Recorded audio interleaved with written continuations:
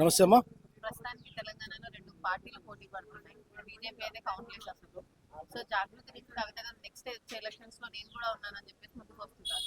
So Congress BRS పార్టీకి స్థానం లేదు తెలంగాణలో అంటుంది. దాని గురించి 100% కాంగ్రెస్లో రేవంత్ రెడ్డి గారి పరిపాలన 2.5 సంవత్సరాలు గడుస్తున్నది.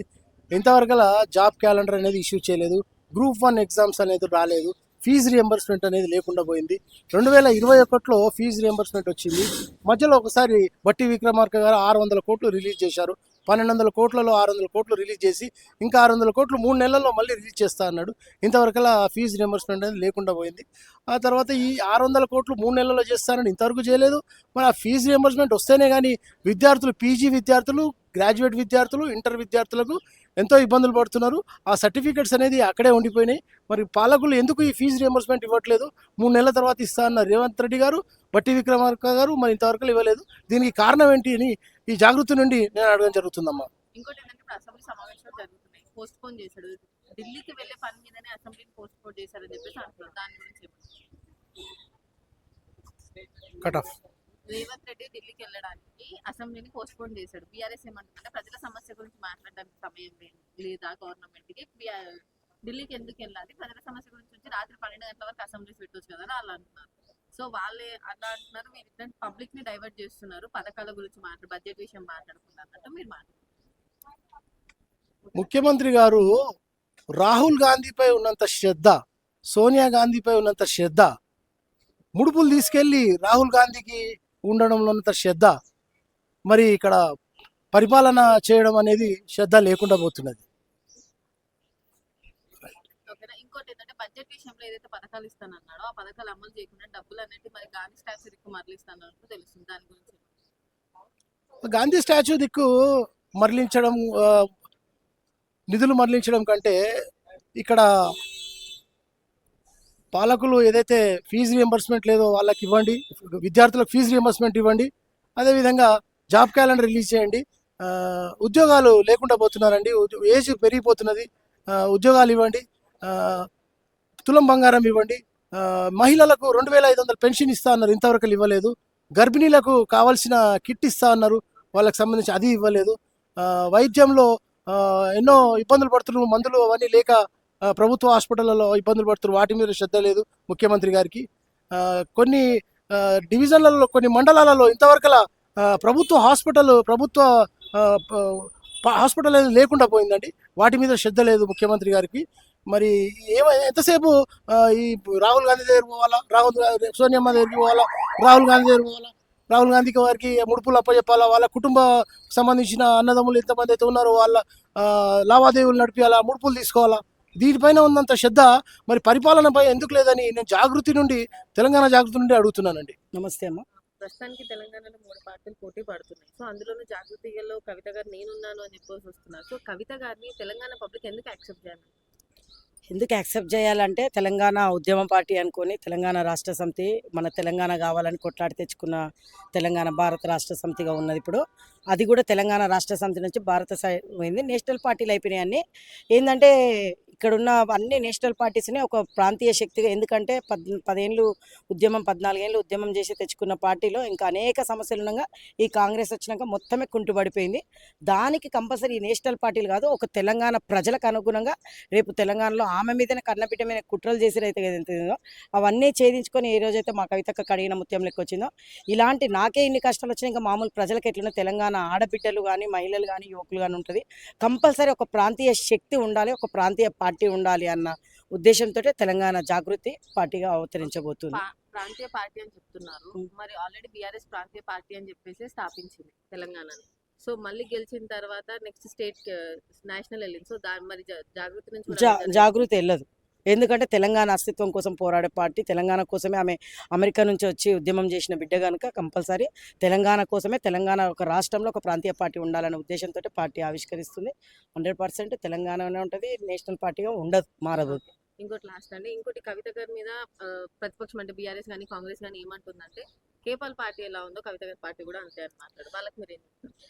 అందరూ చాలా చిల్లర మల్లర మాటలు చాలా మాట్లాడతారండి. ప్రజలు ఆదరించేది, ఆదరించకపోయేది ప్రజలు గమనిస్తారు. తెలంగాణ ప్రజల కోసం వస్తుంది. తెలంగాణ ప్రజల సమస్యల మీద గొంతెత్తుతుంది. కేఏ పాలని గురించి, వీళ్ళ గురించి, వాళ్ళ గురించి మాకు అనవసరం.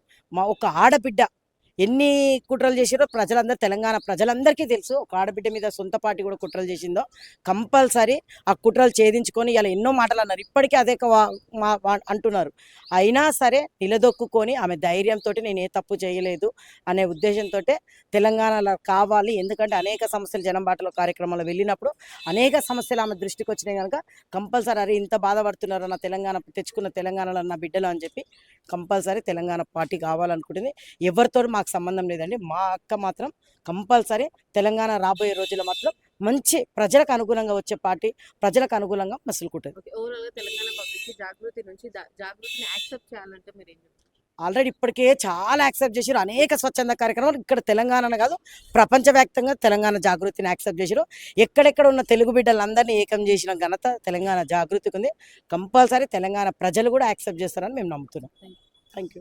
ప్రస్తుతానికి తెలంగాణలో జాగృతి నుంచి కొత్త పార్టీ కవిత గారు అనౌన్స్ చేస్తున్నారు. సో ఎలా ఉంది ఒక జాగృతిలో వర్క్ చేస్తున్నారు కదా, సో ఎలా? జై తెలంగాణ, జై జాగృతి, జై కవితక్క. సో ఇప్పుడు ఆల్రెడీ తెలంగాణలో మెయిన్గా ఇప్పుడు ఏముంది, మనకి బీఆర్ఎస్ ఒకటి ఉంది, కాంగ్రెస్ ఒకటి ఉంది, బీజేపీ ఒకటి ఉంది. వీటి పరిపాలన మనం ఎన్ని రోజుల నుంచి చూస్తున్నాము. బీజేపీ అనేది ఇప్పుడు ఏం కొత్తగా వచ్చిన పార్టీ కాదు. సరే బీఆర్ఎస్ ఒక 10 ఏళ్ల కిందట ఫామ్ అయింది, 12 ఏళ్ళు పూర్తయింది. కొద్ది గొప్ప ఏదో చేసుకుంటూ వచ్చారు. కాంగ్రెస్ ఎప్పటి నుంచి ఉంది? ఇండియా ఇండిపెండెంట్ ఇండియా ఉన్నప్పటి నుంచి కాంగ్రెస్ ఉంది. ఏం ఉపయోగం ఉంది మన రాష్ట్రానికి? మన రాష్ట్రానికి ఏ ఉపయోగం లేదు. కవితక్క గారు మెయిన్గా పార్టీ పెట్టడానికి ఫస్ట్ అండ్ ఫార్మోస్ట్ రీజన్ ఏంటంటే కనుక రాష్ట్రంలో ఉన్న ప్రతి ఒక్కరికి న్యాయం జరగాలి. బడుగు బలహీన వర్గాలే కాదు, ప్రతి ఒక్క సామాన్యుడికి కూడా న్యాయం జరగాలి అనే ఉద్దేశంతో కవితక్క గారు పార్టీ పెట్టారు. జనం బాట కార్యక్రమంతో 19 జిల్లాల్లో తిరిగి ప్రతి వీధి ఊరు అన్నట్టు తిరిగి ప్రతి ఒక్కరికి ఏ సమస్యలు ఉన్నాయి, ఏమేమి సమస్యలు ఉన్నాయి, వాటిని ఏ విధంగా తీరుద్దామనే ఆలోచనలో కూడా వెళ్ళారు. దాన్ని తీర్చడానికి దగ్గర 53 కమిటీలు నిర్మించి ప్రతి ఒక్క కమిటీ నుంచి కూడా అటు ప్రభుత్వ ఉద్యోగుల నుంచి మారుమూల గ్రామాల్లో ఉన్న ప్రజల వరకు కూడా ప్రతి ఒక్కళ్ళ దగ్గరికి వెళ్ళి మాట్లాడి ఏమేం సమస్యలు ఉన్నాయి, మీకు ఏమేం కావాల్సి ఉంది, ఈ సమస్యలు తీరడానికి మేము ఏ విధంగా ఉపయోగపడతాము అనే ఒక ఉద్దేశంతో ప్రతి ఒక్కళ్ళ దగ్గర ఒపీనియన్ తీసుకున్నారు. ఒపీనియన్ తీసుకున్న తర్వాత ఎక్స్పర్ట్స్ తోటి కూర్చుని రాజకీయ రంగంగా చూస్తే కనుక రాజకీయ రంగంలో ఎక్స్పర్ట్స్ ఉన్నారు. ప్రతి ఒక్క వింగ్లోనూ ప్రతి ఒక్క ఎక్స్పర్ట్స్ ఉన్నారు. ఇప్పుడు ప్రతి దానికి కూడా ఒక కన్సర్న్ ఏంటంటే లీగల్ కన్సర్న్స్ ఉంటాయి. ఏదన్నా ఒకటి తీసుకుని ఇంప్లిమెంట్ చేద్దామనంటే దానికి లీగల్ ఆబ్లిగేషన్స్ కానీ ప్రతి ఒక్కటి ఉంటాయి. సో లీగల్ ఆబ్లిగేషన్స్ ఓవర్కమ్ అవ్వాలంటే లీగల్ టీమ్ సజెషన్స్ కానీ హైయర్ ఎక్స్పర్ట్స్ కానీ కావాల్సి ఉంటుంది. అదేవిధంగా రాజకీయ రంగంలో మనం ఎంతోమందిని చూసాం. ప్రతి ఒక్కళ్ళు కూడా రాజకీయ రంగంలో అంటే చెడుగా ఉన్న వాళ్ళే కాదు, ఇప్పుడు ఆర్థిక నిపుణులు ఉన్నారు. అదే విధంగా చూస్తే కనుక వేరే డిపార్ట్మెంట్స్లో కానీ వాటిల్లో కానీ సెపరేట్గా ఉన్నారు. సో ప్రతి ఒక్క రంగంలో కూడా ఎవరైతే ఎక్స్పర్ట్స్ ఉన్నారో, నిపుణులు ఉన్నారో వాళ్ళతో కూర్చుని మాట్లాడి ప్రజలకు ఈ విధంగా సమస్య ఉంది, వీటిని ఏ విధంగా మనం ముందరకు తీసుకెళ్తే కనుక ఈ సమస్యలు తీరుతాయి అనే ఒక ఏమంటారు రోడ్ మ్యాప్ అనేది క్రియేట్ చేసి పెట్టుకుని ప్రజలందరికీ కూడా సమస్యలు తీర్చాలి అనే ఉద్దేశంతో ముందుకు సాగుతున్నారు. సో ఒక పోరాట పటిమ అనేది ఆవిడలో ఉంది కాబట్టి ప్రజలకు న్యాయం చేయాలి అనే ఉద్దేశంతో ఉన్నారు కాబట్టి ఎట్టి పరిస్థితుల్లో అది చేయాలి అని అంటే ఏంటి, ఇప్పటి వరకు తెలంగాణ జాగృతి కింద ఆవిడ ఈ ఆర్గనైజేషన్ పెట్టి చాలా రోజులైంది. ఎంతోమందితో కలిసి మంచి చెడు అన్నీ చూశారు. తెలంగాణ సాంస్కృతిక కార్యక్రమాలను ముందరికి ఎలా తీసుకెళ్లాలో అన్నీ చూశారు.